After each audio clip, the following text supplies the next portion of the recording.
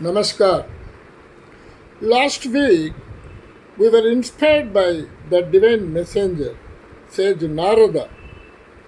Today we move to one of the most soul stirring turning points in Sanatana Dharma, the exit of Bhagavan Krishna, the birth of Kali Yuga, and how the wisdom of King Parikshit blessed us with one of our greatest scriptures, Srimad baghavatham. And let's journey through together into this sacred narrative, not just to remember, but to reflect and transform our lives.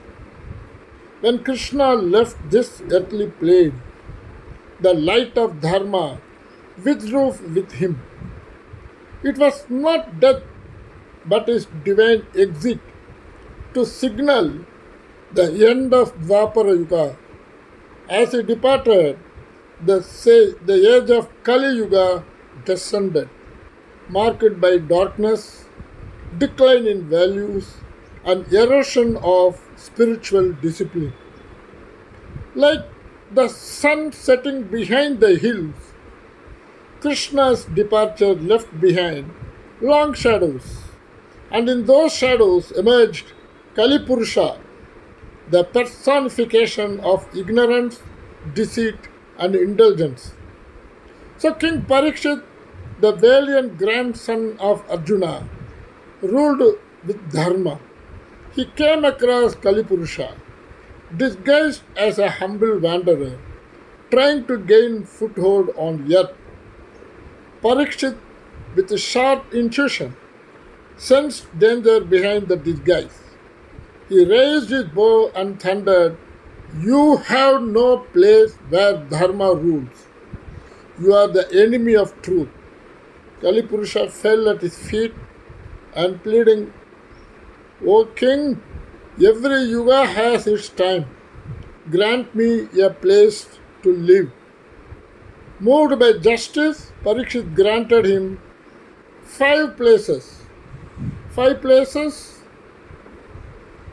where the gambling thrives, where liquor flows, where illicit relationship prevail, where animal slaughter occurs, and finally where there is greed for gold.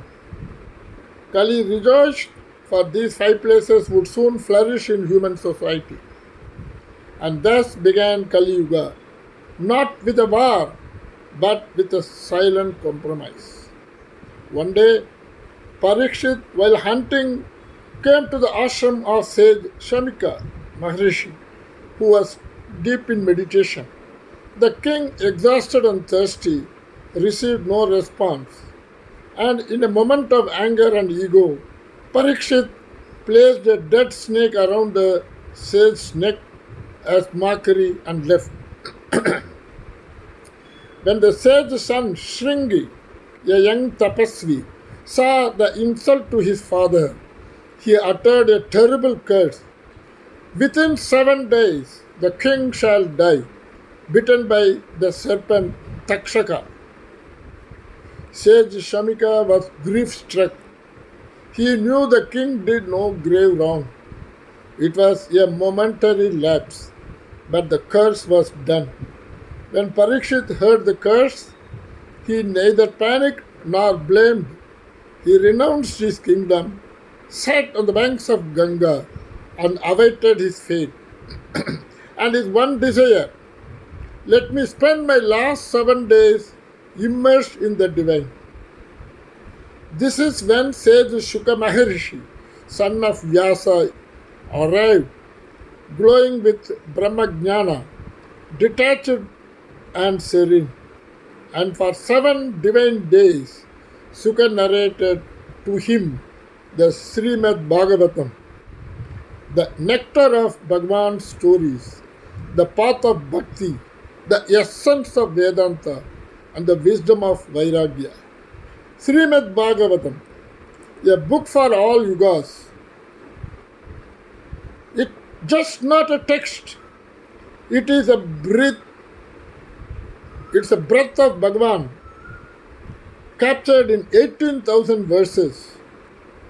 It speaks of the birth of cosmos, the Leelas of Vishnu, the wisdom of sages, and ultimately the path to moksha through devotion. Even today, if we just hear this sacred text with Shraddha, our inner darkness will begin to fade. And Kala Karshiti Sarvani.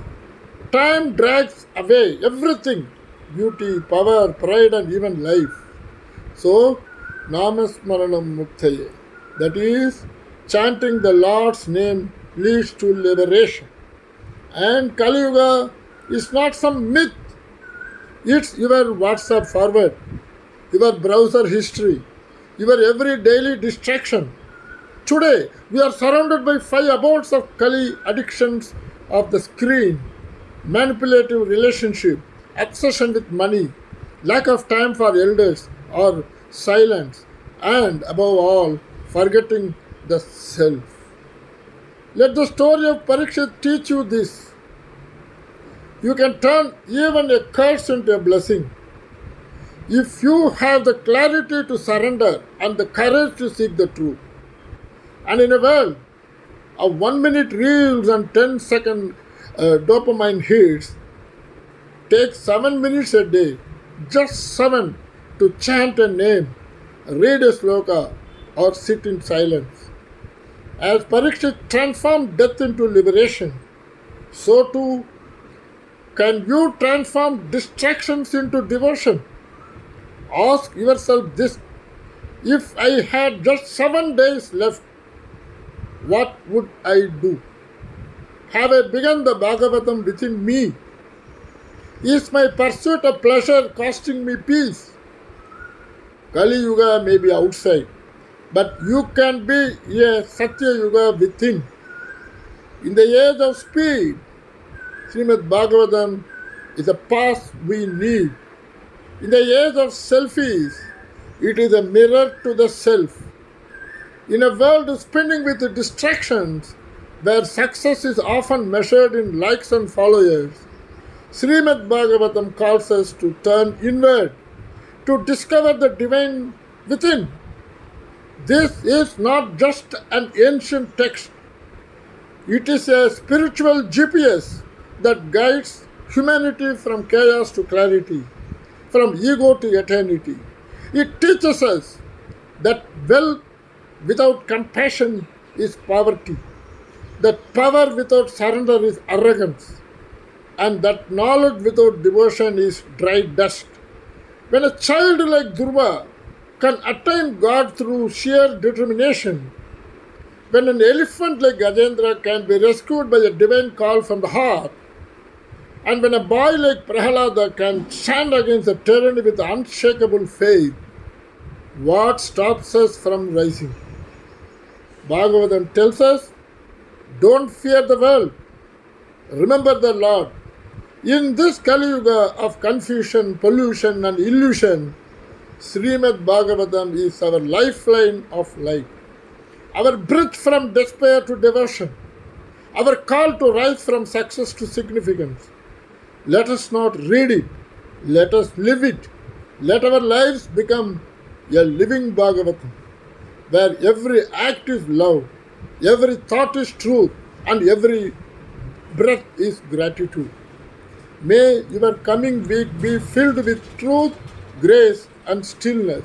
Let Kali Yuga see that you cannot be corrupted because Bhakti burns brighter than any darkness.